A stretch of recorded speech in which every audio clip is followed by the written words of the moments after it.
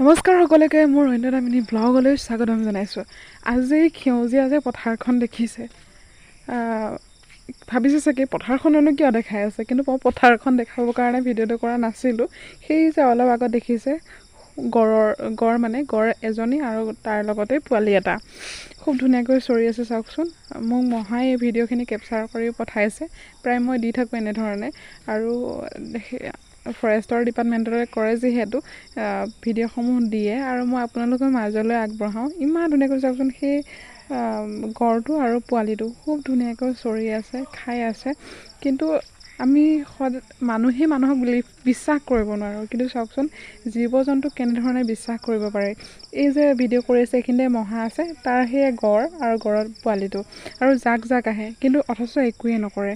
কাৰণ হৈছে বিশ্বাস। সেইকাৰণে মানুহেও বিশ্বাস কৰিবলৈ শিকক, যিহেতু এই জন্তুবোৰৰ পৰা চাওক আৰু অলপ হ'লেও ইনস্পায়াৰ লওক তেওঁলোকৰ পৰা।